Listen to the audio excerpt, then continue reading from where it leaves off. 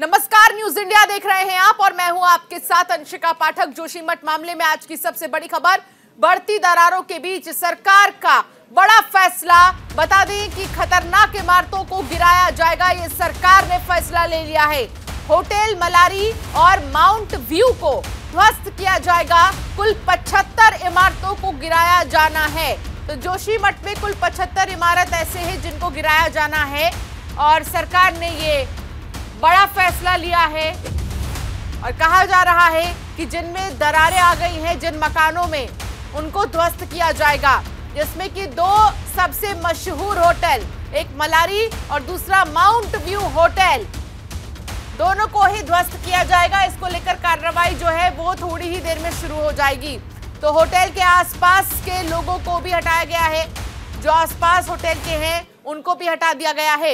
ये तस्वीर आपको दिखा रहे हैं मलारी होटल और इन दरारों की तस्वीर आप देखिए कि आखिर किस तरीके से यहाँ जोशीमठ में तमाम ऐसे भवन, तमाम ऐसे घर हैं, ऐसे रेस्टोरेंट हैं, होटल हैं जिनमें दरार पड़ गई है।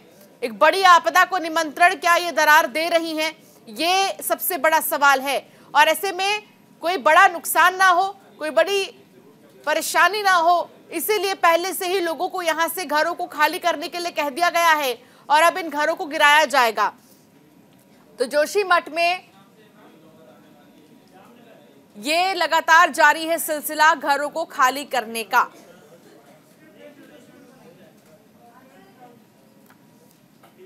वही तो, पहले से तो कभी ऐसा नहीं था जब हम बचपन से थे। अभी 2 साल 1 साल पहले से तो नहीं था। अगर पहले इतना होता था तो हम क्यों बनाते थे यहाँ के लोग इतना घर, इतने बड़े बड़े घर क्यों बनाते थे। पहले सबके मिट्टी के घर थे, सबने अपने कमाई की तो ये घर बनाए। कहाँ जाएंगे, कहीं अभी तो रखेंगे कहीं सुरक्षित जगह पे सामान। सरकार से कोई मदद मिली अभी? अभी तो कुछ मदद नहीं मिली सरकार से, कुछ नहीं, कोई मदद नहीं, कुछ नहीं। हमारे ये घर 60 सालों से है। 60 साल से जी। लेकिन 60 साल का जो आशियाना था वो एक पल में खत्म हो गया है। हाँ, बचपन हमारा घर नीचे है लेकिन हमारा बचपन यही बीता है। भाई लोग सब साथ ही रहते थे, कभी नहीं ऊपर घर कभी नीचे घर में जाया करते थे। अब आज अचानक से ऐसा हो गया कि हमको घर छोड़ने के लिए बोल रहे हैं। शासन प्रशासन के तो कोई वो नहीं है, सुविधा नहीं है। बस बोल दिया कि चले जाओ, सामान खाली कर दो। कहाँ जाएंगे हम? या कोई बता देना, ठिकाना होना चाहिए जाने का। कहाँ सामान ले जाएंगे, कहाँ पूरा परिवार। तो लोगों की यादें अपने आशियाने से जुड़ी हैं और अब सरकार ने इन्हें चिन्हित कर दिया है। इस आशियाने को छोड़ना होगा। आपदा ने सब छीन लिया। अंतिम यादों को मोबाइल में कैद करती ये तस्वीरें लोगों को भावुक कर रही हैं। न्यूज इंडिया ने इसका जायजा लिया और उन सभी पीड़ितों से बातचीत भी कर उनका दर्द भी जाना है। सुनिए। ये इस घर की बेटी हैं, ये तस्वीर साझा कर रही हूँ। अपना ये घर देख रही हैं, जिस घर में इनका बचपन बीता, जिस घर में ये पढ़ लिख के बड़ी हुई और उसके बाद इनका विवाह भी इसी घर से हुआ। और आज ये घर आप देख सकते हैं किस तरह दरारें आ चुकी हैं और इन दरारों के चलते इसे डेंजर जोन में कर दिया गया है। ये भी ध्वस्तीकरण में आएगा। घर आपके पिताजी, दादाजी किसने बनाया? ये मेरे चाचा जी ने बनाया है। चाचा जी। तो इसी घर से में रहते हुए आपकी शादी हुई थी? हाँ, इसी घर में, घर ऊपर बगल, लेकिन ये भी मेरा ही घर है। चाची का घर, मेरा घर, हमारा घर। तो देखिए, ये सबसे बड़ी दुखद तस्वीर है।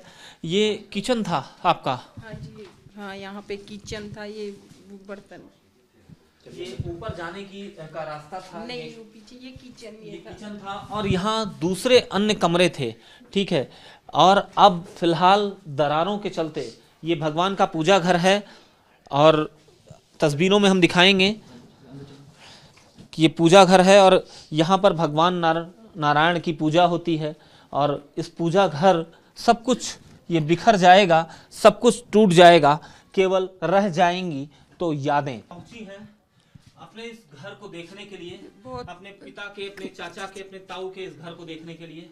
और ये घर के अंदर की तस्वीर। हाँ, देखो आप, ये मेरे भाइयों ने सारे, अपने माँ ने, भाइयों ने सारे अपनी मेहनत की कमाई लगाई थी। वो कमाई से आज ऐसे बेघर हो गए हैं, वो कहाँ जाएंगे वो अब? सरकार की तरफ से कोई आपको मदद दी गई अभी? अभी कुछ मदद नहीं है सरकार की तरफ से, कोई मदद नहीं है। कितने साल पुराना ये घर था आपका? 60-65 साल पुराना घर है हमारा। 60-65 साल पुराना घर है। रेनोवेट कराया इस घर को। मिट्टी का घर था, फिर ये भाइयों ने अपनी कमाई से ये घर बनाया। मिट्टी के घर से पक्के घर तक का सफर तय किया इस घर ने। इस घर में ही पैदा हुई और इस घर से ही डोली में विदा हुई। आज अपने इस आशियाने को देखने के लिए यहाँ पर पहुँची, क्योंकि अंतिम दीदार तो हो जाए, अंतिम दर्शन किया जाता है हमारे यहाँ उस वक्त किसी का जब वो अपने अंतिम यात्रा पे निकल रहा हो। ये घर भी अपनी अंतिम यात्रा पे निकल रहा है। इस कवरेज के दौरान मेरा भी गला जो है वो भराया है। तो अब क्या आगे का क्या सोचा है? आगे का सोचेंगे, जब सरकार भी तो करेगी इनकी मदद, कहाँ जाएंगे। अब उन्होंने तो जिंदगी भर की कमाई लगा दी, अब 60-50 साल के हो गए, वो अब क्या कमाई करेंगे वो। उम्र हो चुकी है और उम्र के एक पड़ाव पर आ चुके हैं, कमाने का कोई जरिया नहीं है। ये घर था, कम से कम सर पे छत थी, लेकिन प्रकृति की ये मार है कि सर पे छत भी नहीं है। इसके जिम्मेदार कौन हैं? तो तमाम ऐसे किरदार आते हैं सामने जो जिम्मेदार हैं, लेकिन अब दोष देने का वक्त नहीं है। वक्त है इन आँखों में जो आंसू आ गए हैं उन आंसुओं को पोंछने का, और ख़ास तौर पर इनके पुनर्वास का, इनका जीवन यापन अब कैसे हो, इसे देखना सरकार की जिम्मेदारी है। न्यूज़ इंडिया के लिए कैमरा पर्सन केडी के साथ अजस्र पीयूष शुक्ला, जोशीमठ, उत्तराखंड।